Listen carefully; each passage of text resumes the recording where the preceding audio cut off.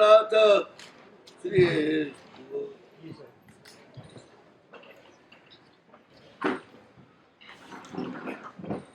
કલિકાલના કલ્પતરુ નામ લેતા જ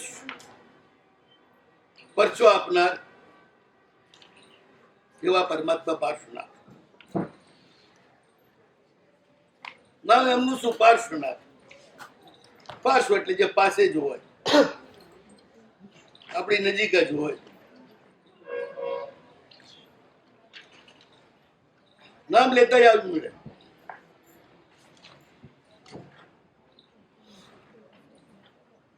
જ્યારે જયારે સંકટ પડ્યું ત્યારે પ્રાચીન કાળના બધા જ મહાપુરુષોએ પાર્શ્વનાથની જ આરાધના કરી.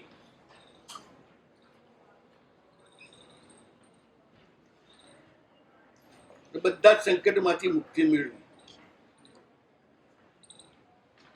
પ્રભુના નામનો પ્રભાવ છે.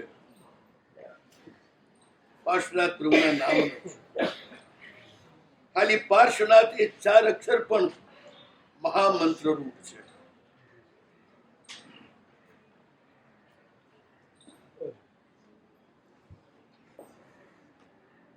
વર્ષો પહેલા એક ગામમાં અમારું ચાતુર્માસ, ત્યાં એક પરિવાર બધી રીતે સુખી. ધંધો એટલો, ખેતી એટલી, ઘરે ઢોર ઢાંખર, બધા દીકરાઓ ભેગા રહે, 25 માણસનું કુટુંબ. એકવાર એ ભાઈ જે એના મુખિયા હતા એમને મેં પૂછ્યું, એવું શું તમારા જીવનમાં ધર્મ છે, આરાધના, કે બધી રીતે તમે સુખી છો, કોઈ ચિંતા નહીં, ઘરમાં કોઈ બીમાર નહીં, કોઈ ઝઘડો નહીં, ટંટો નહીં, કશું જ નહીં. મને કે સાહેબ, મારા ગામથી મારો બજાર 1 માઇલ દૂર છે. મારા ગામમાં પાર્શ્વનાથ ભગવાનનું મંદિર છે, અત્યંત પ્રભાવ સંપન્ન છે પ્રભુ. મેં એક જ નિયમ રાખ્યો છે, જતા મને 20 થી 25 મિનિટ થાય, આવતા મને 20 થી 25 મિનિટ થાય. ચાલીને જ જઉં છું, ચાલીને જ આવું છું. આજના જેવો પાંગડો જમાનો એ નતો. 1 2 માઇલ હોય તો માણસ ચાલી જ નાખતું, કોઈ વાહન ગોતતું નહીં. આજ તો 2 વ્હીલર ને 4 વ્હીલરની કંપનીઓને જલસા થઈ ગયા છે. એવા બધા તમે દાનેશ્વરીઓ પાક્યા છો.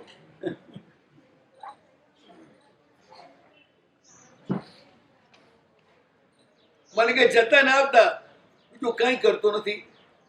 પાર્શ્વનાથ પાર્શ્વનાથ પાર્શ્વનાથ, બસ આ 4 અક્ષરનો જાપ કરતા કરતા જઉં છું, જાપ કરતા કરતા પાછો આવું છું. આ ધર્મ છે. દર્શન કરવા રોજ જઉં છું, બધું જ છું. પણ મને વિશ્વાસ છે કે પ્રભુનું જે નામ લઉં છું એના પ્રભાવથી જ મારા ઘરમાં સુખ સંપત્તિ છે. રિયલમાં એ જીવ્યા ત્યાં સુધી એમના ઘરમાં સ્વર્ગ જેવું વાતાવરણ રહ્યું. બધી રીતે પરિપૂર્ણતા રહી.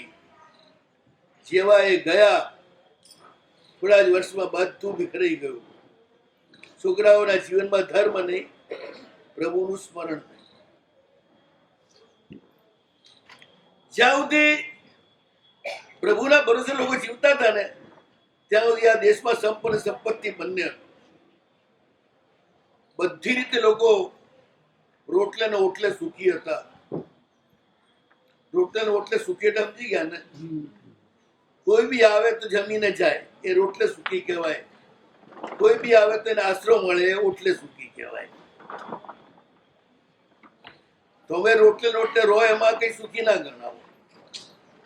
પણ બીજો પણ અજાણ્યો એને પણ તમારે ત્યાં રોટલો ને ઓટલો મળી જાય તો જ તમે સુખી ગણાવો.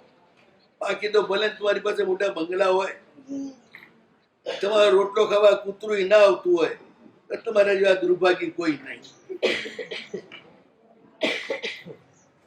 અમારે ત્યાં છે ને 20 માળે ને 25 માળે તો કૂતરો ક્યાંથી આવે? ડોગી આવે. અમારે ત્યાં છે ને ભાગ્યવાનની વ્યાખ્યા શું છે ખબર છે? જે બધાને ભાગ આપીને પછી ભોગવે એનું નામ ભાગ્યવાન. જે કોઈને ભાગ ના આપે એનું નામ અભાગ્યો. એકલો જ ખાય, કોઈને ભાગ ના આપે એ બધા ભાગ્યા. જે મળ્યું છે વાપરતા જાય, ફૂટતું જાય, ધીરે ધીરે ખાલી થાય.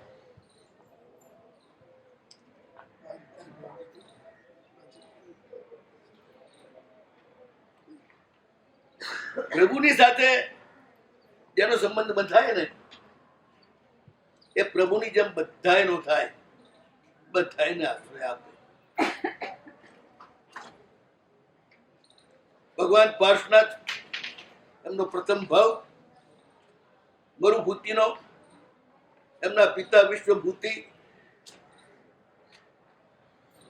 માતા અનુદ્ધરી, બંને પરમ શ્રાવક ને સાવિકા, ધર્મ અર્થ અને કામ ત્રણેય પુરુષાર્થમાં વિવેકપૂર્વક વર્તતા એમણે એમનો ગ્રસ્તવાસ કર્યો, જેમાં 2 પુત્ર થયા. ધંધે ધાપે બધી રીતે સુખી, દીકરાઓ વિનયી, વહુઓ લાઈ, કમઠની, વરુણા, મરુભૂતિની, વસુંધરી, 4 જણા બહુ સુખેથી કાળ પાસ કરી રહ્યા છે. એમાં અચાનક ઉંમર થઈ ગઈ હતી,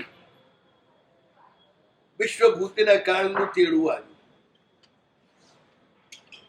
સંસારમાં સૌથી મોટી આપત્તિ શું ખબર છે? પિતા અને માતા એમનો સ્વર્ગવાસ એ સૌથી મોટી આપત્તિ. ગયા પછી જ ખબર પડે કે એમની છાયા કેવી હતી. અમારે ત્યાં પણ છે ને, ગમે તેવા અમે હોશિયાર હોઈએ, કદાચ અમારા કરતા ઓછી સમજણ વાળા પણ મારા વડીલ મુનિઓ હોય ત્યાં સુધી અમને જે નિરાત હોય ને એ એમના ગયા પછી જ ખબર પડે કે નિરાત શું હતી. ન હોય ત્યાં સુધી ખબર ના પડે. મેં કાલે જ કહ્યું હતું, બહુ મોટી આપત્તિ આવી. આ જ આપત્તિ માતા અને પિતાથી જુદા થવાથી મોટી આપત્તિ કોઈ નથી.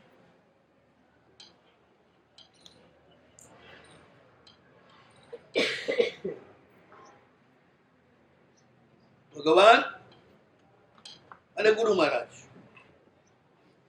માતા અને પિતા, આ બેયની સેવાથી પુણ્યની જબરદસ્ત વૃદ્ધિ થતી હોય છે, તમારી કૃતજ્ઞતાના કારણે. અને એટલે જ તમારો સંસાર આરામથી ચાલતો હોય છે. માત્ર એકલા સુખ ભોગવવાની વૃત્તિથી જયારે બંનેને હડસેલીને તમે જુદા છાઓ ને તમે બધી આપત્તિને નોંધો. આર્થિક આપત્તિ, રોગની આપત્તિ, વ્યવહારની આપત્તિઓ બધાને નોંધો છો.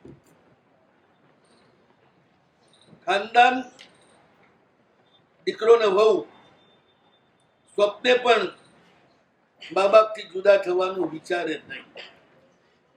એમના વિરહને સહન બી ન કરી શકે. વિશ્વભૂતિએ જોયું કે હવે મારું આયુષ્ય પૂરું થવા આવ્યું છે, એટલે એને બધા જ જીવોની ક્ષમાપના કરી પોતાના ધર્મમાં જે કોઈ અતિચાર લાગ્યા હતા એ બધાની ગુરુ પાસે આલોચના કરી અને પછી પંચપરમેષ્ઠી નમસ્કાર એટલે નૌકાર, મૃત્યુના 10 અધિકાર છે. 10મા અધિકારે મહામંત્ર નૌકાર. પુણ્ય પ્રકાશ તવનમાં તમે વાત કરો છો, એના સ્મરણમાં બેસી ગયો. બસ પંચપરમેષ્ઠી એક શરણ છે, બાકી બધું શરણ નથી આપી શકતું. 14 પૂર્વોત્તર પણ છેલ્લા 14 પૂર્વને એક બાજુ મૂકી માત્ર 68 અક્ષર એમાં ચિત્ત પરોવી અને એકાગ્ર થઈ જાય છે. અને અંતિમ સમયે પંચપરમેષ્ઠીના સ્મરણ સાથે જેના પ્રાણ નીકળે અવશ્ય વેમાણીઓ હોય, એ ન જાય વ્યંતરમાં, ન જાય ભવનપતિમાં, ન જાય જ્યોતિષમાં, એ અવશ્ય વૈમાનિક દેવમાં જ જાય. આ નિયમ છે. મારા એક પરિચિત શ્રાવક ગોરીદાસ એમનું નામ, એમણે બહુ સરસ વાત કરી.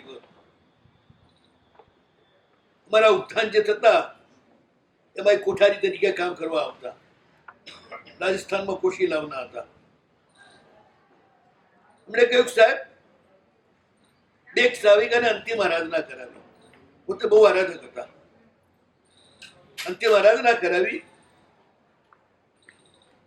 અને જયારે એનો નાભીનો શ્વાસ થયો, મેં નવકાર જ આપ્યા માત્ર. નાભીનો શ્વાસ થયો, આ ઘણાને ખબર નથી હોતી.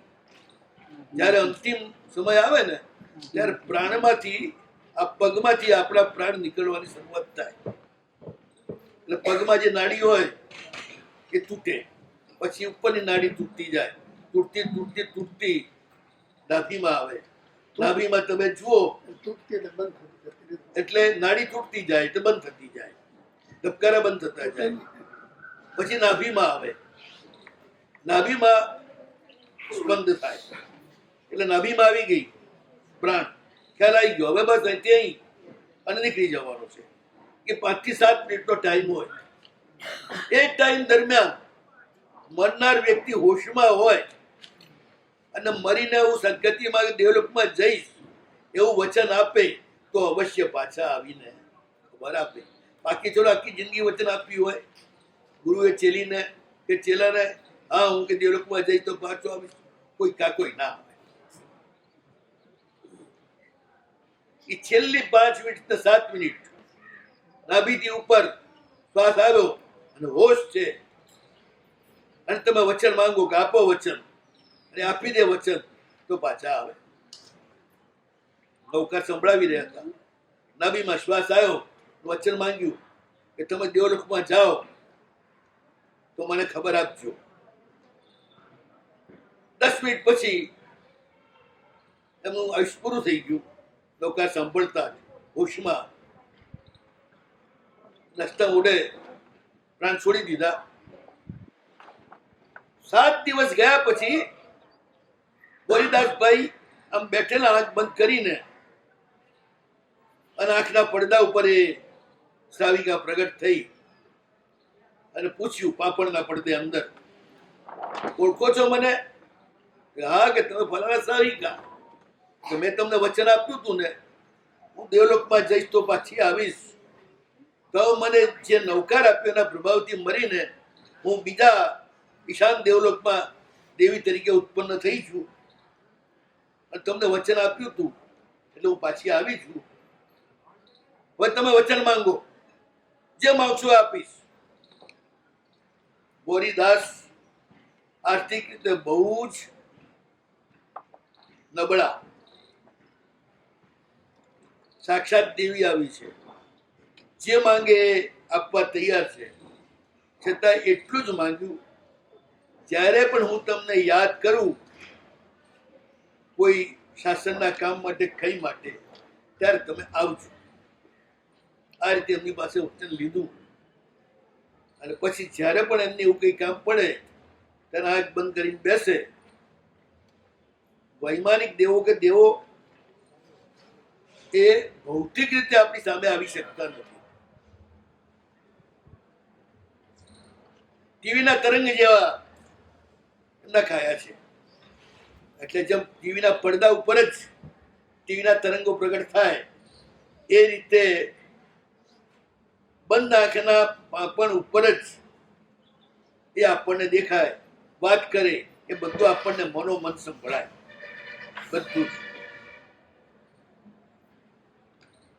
મેં આ વાત એટલા માટે કરી કે આ રીતે અંતિમ સમયે નવકાર મળે અને ઠેઠ સુધી હોશ હોય બરોબર, અથવા તો હોશમાં સાંભળતા સાંભળતા છેલ્લે 2 મિનિટ બેહોશ થઈ જાય તો વાંધો નથી, કે આપણી દ્રષ્ટિએ બેહોશ હોય છે, અંદરથી જાગૃત હોય છે, અને એમના શ્વાસ છૂટી જાય નૌકાર સાથે, તો અવશ્ય વૈમાનિક દેવલોકમાં જ જાય. તો આ રીતે વિશ્વભૂતિ જે છે એ કાળ કરીને સૌધર્મ દેવલોકમાં ગયા. પછી એના શોકમાંથી 2 ભાઈઓ બહાર આવે. પહેલા તો પતિ ગયા પછી સંસારથી વિરક્ત થયેલા અનુદ્ધરીએ પણ જબરદસ્ત તપ શરૂ કરી દીધો, ધર્મ શરૂ કરી દીધો, અને થોડા ટાઈમમાં શુભ ધ્યાનમાં એમણે પણ શરીરનો ત્યાગ કર્યો. નૌકારનું સ્મરણ કરતા કરતા એ પણ દેવલોકમાં ચાલ્યા ગયા. એક સાથે માતા ને પિતા બંનેનો વિયોગ થયો એટલે બંને ભાઈઓ ઉપર જાણે આબ તૂટી પડી. એટલા બધા શોકાતુર છે કે ના પૂછો વાત. આખો દાડો આંખમાંથી આંસુ ઝર્યા કરે, રોયા કરે, કશું કરવું સૂચતું નથી. સગાવાલા આવીને ઘણું સમજાવે છે કે ભાઈ બનવાનું હોય બન્યા કરે ને બની જાય, એમાં આટલું બધું લેવાઈ જવું ના જોઈએ. રોતા રોતા જેમનું 12મું 13મું જે કંઈ કરવાનું હોય બ્રાહ્મણીય વિધિ પ્રમાણે બધું કર્યું. 2 ભાઈઓ ઘરમાં રહે છે પણ ચેન નથી. અચાનક ત્યાં આગળ એકલ મલ્લ પ્રતિમાના ધારક સંબિગ્ન એવા હરિશ્ચંદ્ર મુનિ પધાર્યા. મુનિવરે પણ એમની આ હાલત જોઈ, શોક્યા હાલત, ઉતરી ગયેલું મોઢું, આંસુથી ખરડાયેલી આંખો, સાવ કાળા પડી ગયેલા.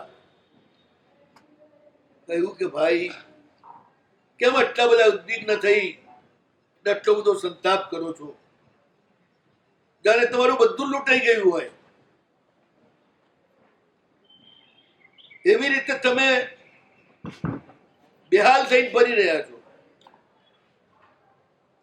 નીચે નજર રાખીને, કોની સાથે નથી જોતા, નથી વાત કરતા. આ યોગ્ય નથી. આમાં તો ધર્મ પણ સીધાય ને કર્મ પણ સીધાય. ન તમે ધર્મ કરી શકો અત્યંત શોકના કારણે, ન તમે સંસારની તમારી જવાબદારી છે ધંધો વગેરે કરવાની એ પણ કરી શકો. આખી દુનિયામાં કોઈ અમરપટ્ટો લખાઈને આવ્યું છે? કોઈનું પણ ઘર એવું છે જેના ઘરમાં કોઈ મર્યું ના હોય? મોટા નગરમાં તો રોજ કોઈને કોઈ ઘરમાંથી કોઈને કોઈ અર્થી ઉઠતી જ હોય. તમે આ શોક દૂર કરો. આ દુનિયાની અંદર કોઈ એવું થયું નથી કે એનું મૃત્યુ રોકાય. ત્રણેય કાળમાં જન્મ્યા એટલે મૃત્યુ અનિવાર્ય છે, જોડાયા એટલે છૂટવાનું અનિવાર્ય છે.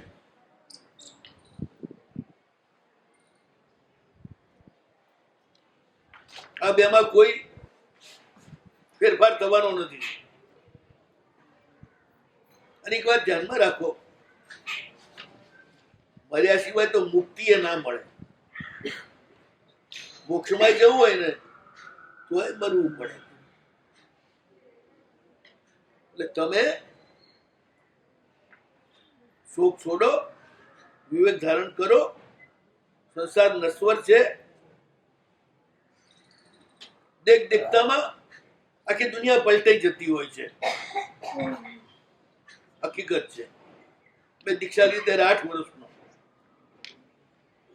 મારાથી મોટા 154 સાધુ સમુદાયમાં મારો 155મો નંબર. મેં વખતે કલ્પનાય નથી મને કે હું જીવતા જ મારા વડીલો એક પણ નહીં હોય એવી હાલતમાં આવી જઈશ.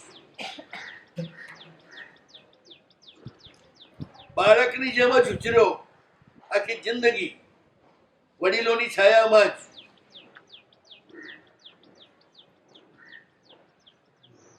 અને વડીલો જાણે ઠેઠ સુધી રહેશે એવું જ હંમેશા મગજમાં રહેતું હતું. પણ આ તો સંસાર છે. આપણે બાળકમાંથી ક્યારે ઘરડા થઈ જઈએ અને ઘરડામાંથી ક્યારે એમના ઘેર જતા રહીએ એનો કોઈ પત્તો નથી.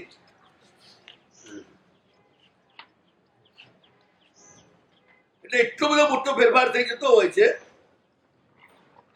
ભલભલા પ્રભાવક મુનિઓ પણ દેખતા અમારી નજર સામે એક પછી એક વિદાય થતા ગયા. આવો આ સંસાર છે. દીક્ષા લીધી, નાનો હતો ને નમશ્રી મહારાજ વિદાય થયા, સાગરજી મહારાજ વિદાય થયા, વલ્લભસુરી મહારાજ વિદાય થયા. આ બધું મારા જન્મ્યા પછીની ઘટનાઓ છે.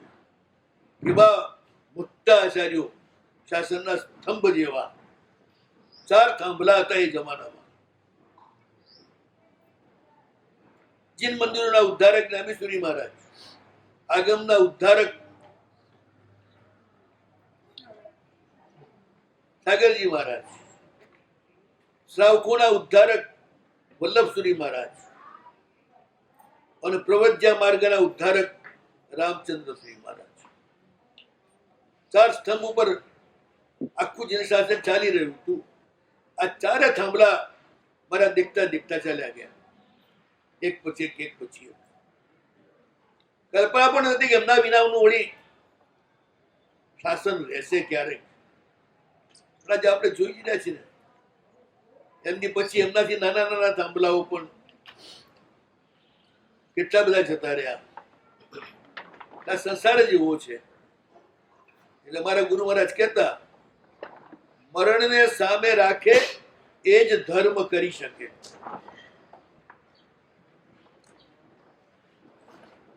મોટા ભાગે આજના લોકો છે ને, જાણે નિત્ય રહેવાનો જ પરવાનો લઈને આવ્યા હોય એ રીતે વસી રહ્યા છે. જાણે મરવાનું જ નથી સમજીને તો 40માં ને 50માં બદલે જઈને રહે છે. મરવાનું સમજતો તો નીચે જ રહે. આપણે કોઈને એટલું ઉપાડી નીચે ના ઉતરવું પડે. જલ્દી ભગવાન મળે, જલ્દી ગુરુ મહારાજ મળે એવી જગ્યાએ શ્રાવક રહે. એટલે ઊંચે જઈને રહે વધારાના પૈસા આપીને. જ્યાં ઉપર ન મળે વધારેની કિંમત. આકાશમાં રહેવાનું ને એટલે આકાશની પણ કિંમત ચૂકવવી પડે એવો આજનો જમાનો આવ્યો. એ તો ક્યારે આકાશની કિંમત નથી ચૂકવવી પડતી. એ રહેનારાને ક્યારે હિસાબ ના હોય એટલે ઊંચે રહીશ તો મારા ભગવાન નહીં મળે, મારા ગુરુ મહારાજ નહીં મળે, મારા સાધર્મિકો પણ કોઈ મારા ઘરે નહીં આવે. પણ જાણે અમર પટ્ટો લખાઈને આવ્યા હોય ને એ રીતે મકાન લે છે, બંગલા લે છે, ફ્લેટ લે છે અને પછી એના ફર્નિચર પાછળ જે ગાંડા થાય છે. ક્યારેક તો એવું બને કે કપડું 200 રૂપિયાનું હોય અને સિલાઈ 500 રૂપિયાની હોય. મૃત્યુનો વિચાર જ નથી. ધર્મ તરફ કોઈ ધ્યાન જ નથી. ગુરુમાં જે સમજાવ્યું, ભગવાનના શાસનમાં જન્મ્યા છો, માતા પિતા પરમ શ્રાવક હતા, અને તમે આટલો બધો વિચાર કરો કેમ ચાલે? જગતની બધી જ વસ્તુ નશ્વર છે, ભંગુર છે. મરણ તો સર્વસાધારણ છે. મરણ ન આવે તો આ ખખડેલું શરીર ક્યાંથી બદલાય? જેમ કપડું ફાટી જાય તો નવું કપડું આવે ને, એમાં શરીર છૂટે તો નવું શરીર આવે ને. રોગોથી આક્રાંત, અશક્તિથી આક્રાંત એવું આ શરીર, એના ઉપર ન તો ધણીને મોહ હોવો જોઈએ અને ન તમને પણ આટલો બધો મોહ હોવો જોઈએ.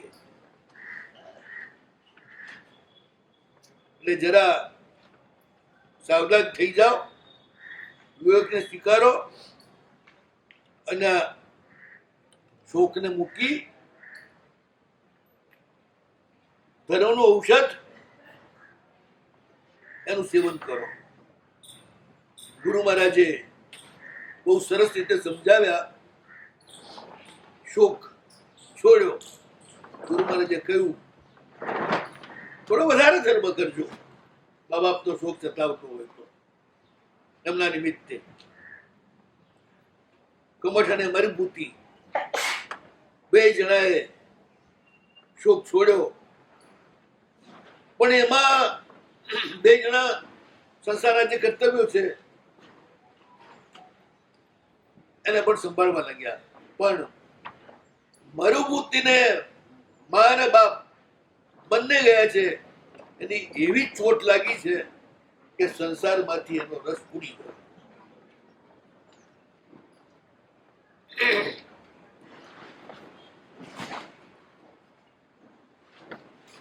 વિષયના ભોગ પ્રત્યે બિલકુલ ઉદાસીન થઈ ગયો.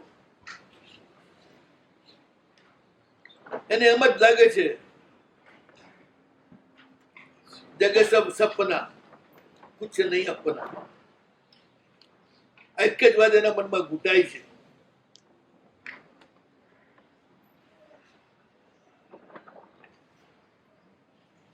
અને બાલ્યકાળથી માતા પિતાના અપાર સ્નેહની અંદર ઉછરેલા, પણ છતાંય કેટલી વખત મમ્મી પપ્પા સામે જે ઉદ્ધતાઈ કરેલી, અને એ તો સ્વાભાવિક જ છે. ઉછરતો છોકરો મા બાપની સાથે ગમે ત્યારે ઉદ્ધતાઈ કરતો હોય, જબરાઈ કરતો હોય, સામે બોલતો હોય, આવું ક્યારેક ને ક્યારેક તો થઈ જ જાય. આ લોકો ખાનદાન એટલે બહુ ઓછું થયેલું છે, પણ જે થોડું પણ થયેલું છે એ પણ બહુ લાગી રહ્યું છે. એના કારણે એની આંખોમાં પાછા આંસુ આવી જાય છે. અરે મારા મા બાપ જીવતા હતા ત્યારે મેં આવું કેવી રીતે એમની સાથે વર્તન કર્યું, બહુ ખોટું કર્યું. બસ હવે તો મારે ધર્મ જ કરવો છે.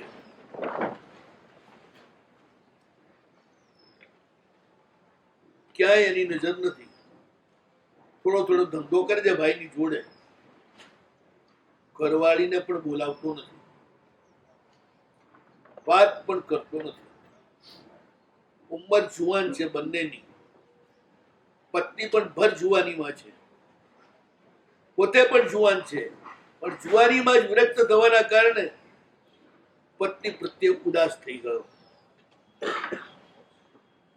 એ વિચાર કરે છે કે કોઈ પુણ્ય કર્મના ઉદયથી મને આ મનુષ્ય ભાવ મળ્યો છે,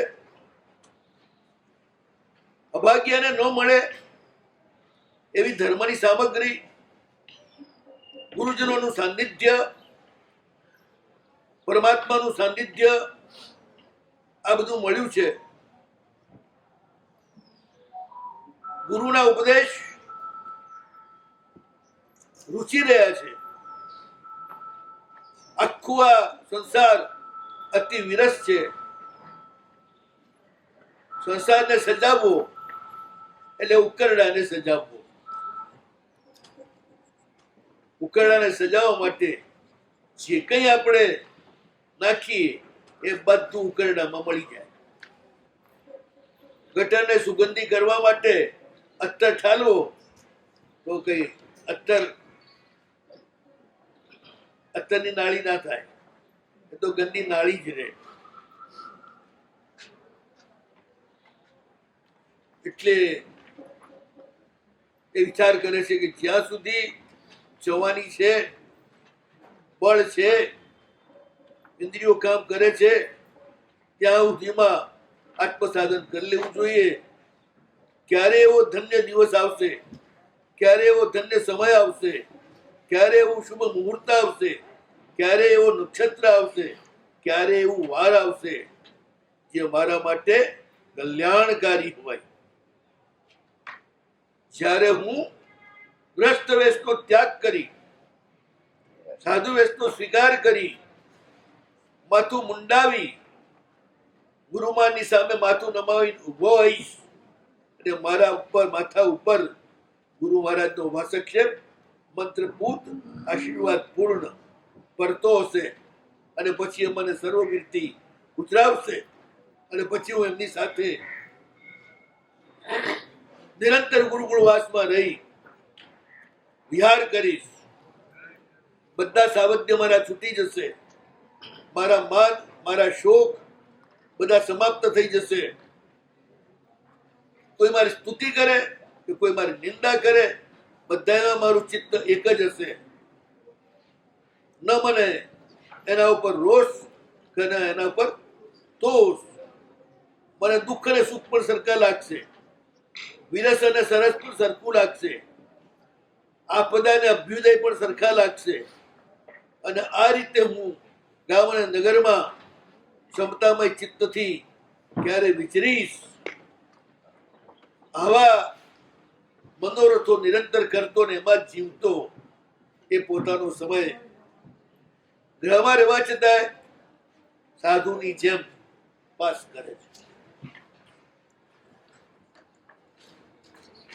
બે ભાઈ છે. નાનો ભાઈ અભાવ વિચરી રહ્યો છે.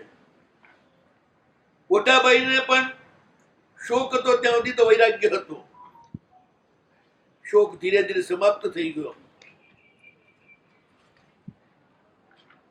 એની સંગત હતી રખડુ દોસ્તોની. અત્યંત પ્રમાદમાં મસ્ત થઈ ગયો. વિષય સુખોને ભોગવવાની ઈચ્છા તીવ્ર થતી ગઈ. પ્રભુના શાસન પામેલા ઘરમાં જન્મવા છતાં એ ભવાભિનંદી થતો ગયો. જેમ જેમ ભવાભિનંદી સંસારનો રસ વધતો ગયો, તેમ તેમ ધર્મનો રસ ઘટતો ગયો. તૃષ્ણા વધતી ગઈ. દેખાવથી ધાર્મિકતા રાખે છે, અંદરથી એટલી બધી એને વિષયોની તૃષ્ણા છે કે ના પૂછો વાત.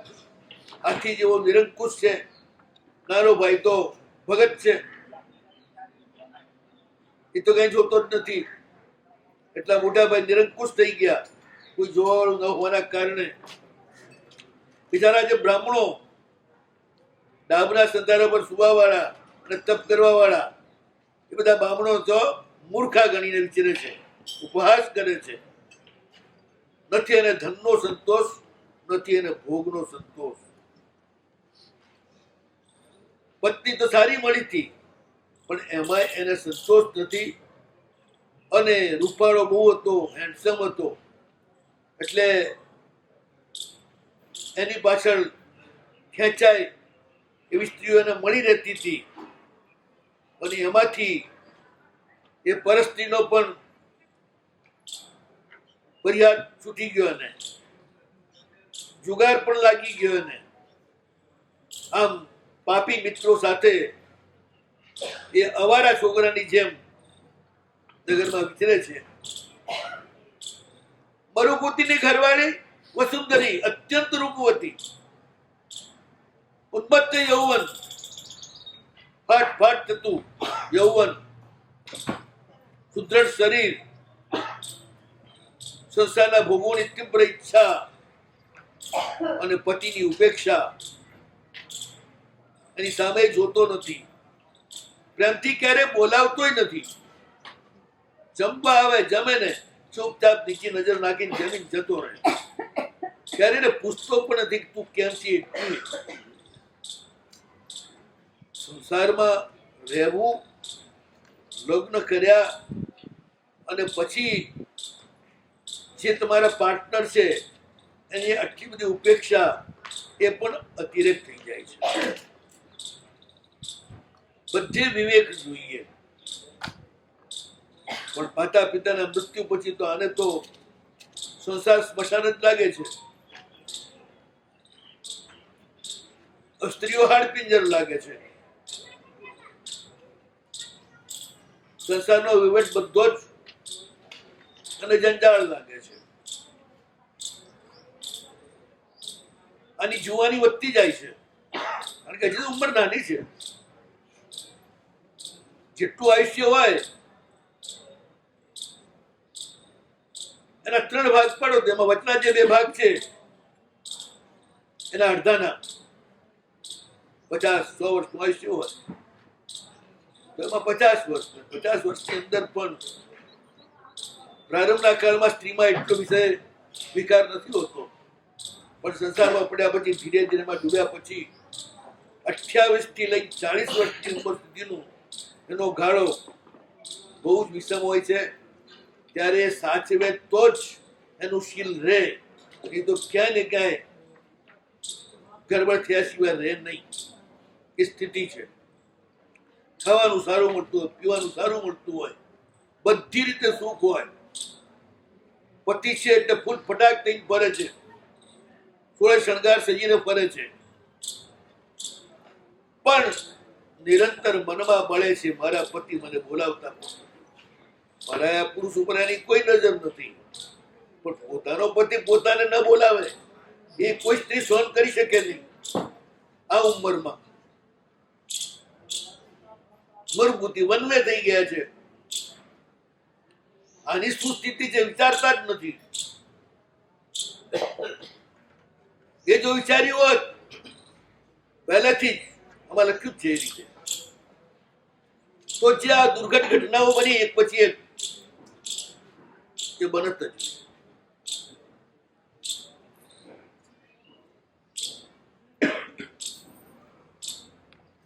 બહુ દુઃખી છે વસંતરી, જોવાની સમાતી નથી. શું કરવું કઈ સમજણ પડતી નથી. એક દિવસે આ જ રીતે શણગાર કરીને ઘરમાં કામ કરતી હતી અને અચાનક કમઠ આવી ગયો. કામ કરતા કરતા માથેથી કપડું ખસી ગયેલું છે, સહેજ શરીર ઉઘાડું થઈ ગયેલું છે અને કમઠ એના ઉપર ઝર પડી. અત્યંત રૂપવતી, ફાટફાટ થતું યૌવન, નજર પડીને કમઠ તો જોતો જ રહી ગયો. હું બહાર રખડું છું, અપ્સરા તો મારા ઘરમાં જ છે. મર્યાદા તો એની તૂટી જ ગયેલી છે. આમાં એવું જ છે. અહીંયા અતિરેક છે સદાચારનો, અહીં અતિરેક છે દુરાચાર. બે ભાઈમાં આસમાન અને જમીનનો ફરક છે. એક આસમાનમાં છે, બીજો ઠેક જમીન અંદર પાતાળમાં છે. નજર પડી કમઠની. ભટકતું મન તો હતું જ, બુદ્ધિ તો કલુષિત થયેલી જ હતી. પરલોકનો કઈ એને ભય નતો, કોઈથી ડરતો નતો. મારો ભાઈ મારા દીકરા બરાબર ગણાય, એની આ વહુ છે, જો આમાં કઈ ગડબડ કરું તો મારા ભાઈનું પ્રેમનું શું? વિષયોની તૃષ્ણા અને એમાં અંધપણું બધો જ વિવેક ભૂલાવી દે. એક જ વિચાર કરે છે કે બસ આ અપ્સરા મને કઈ રીતે મળે.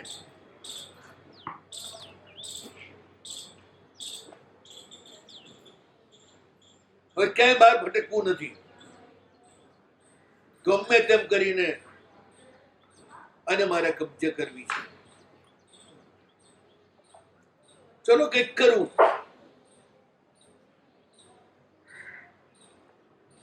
ઘરમાં આવ્યો છે, પેલી કામ કરી રહી છે, એકલી છે, વરુણા ક્યાંક બહાર ગયેલી છે, જેઠ અને દેરાણી એકાંતમાં છે.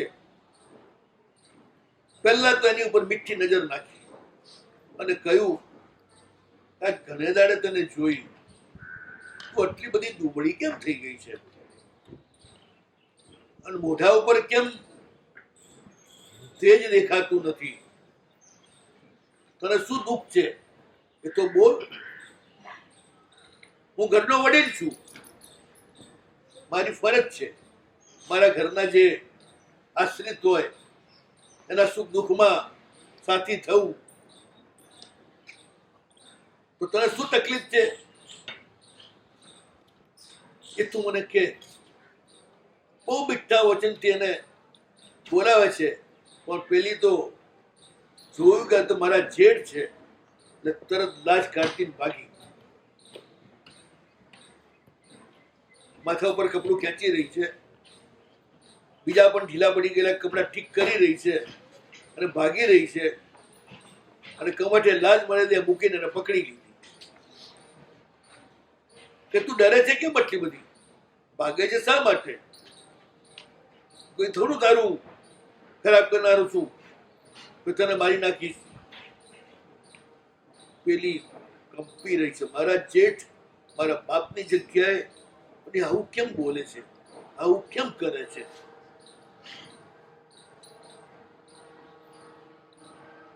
આને તો શરમ છોડી દીધી છે, જેમ તેમ કરીને પકડી રાખી. પેલીએ કહી દીધું તો મને આ કરવું યોગ્ય લાગતું નથી. કમઠ કે છે કે આવું બધું ભૂલી જતું.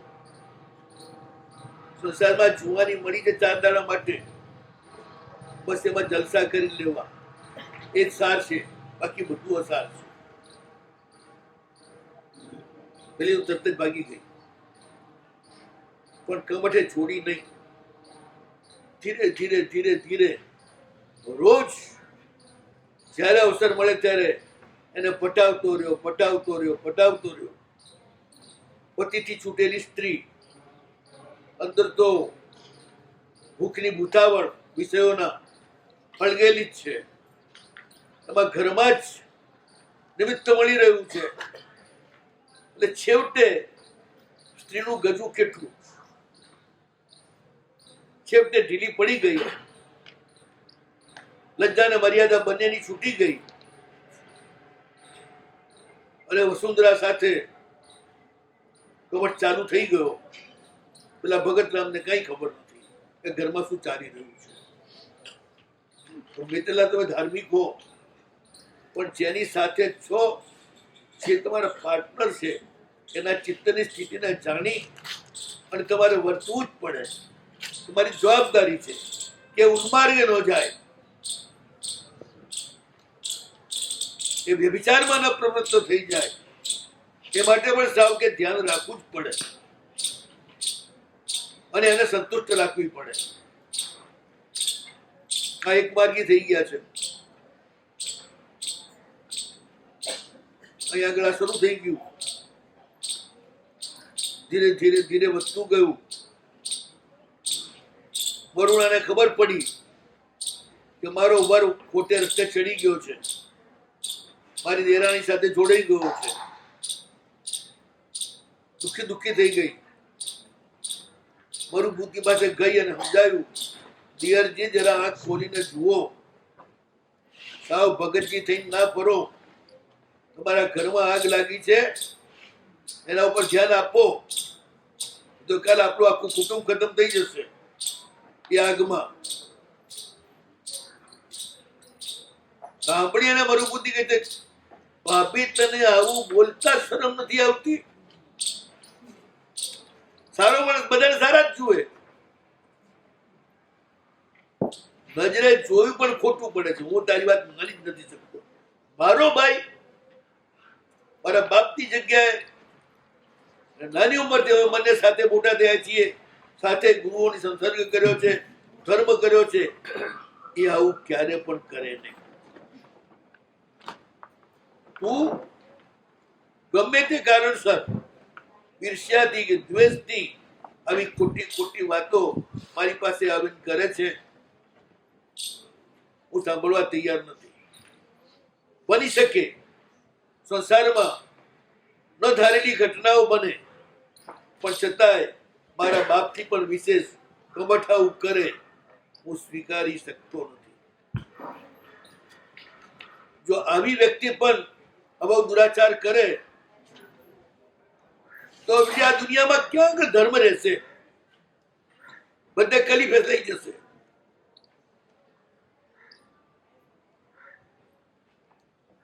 બહુ દુઃખી થઈ ગયો કે ભાભી તને આવું બોલતા, તારા પતિ ઉપર ને મારા ભાઈ ઉપર આવું કલંક મૂકતા તને શરમ આવતી નથી?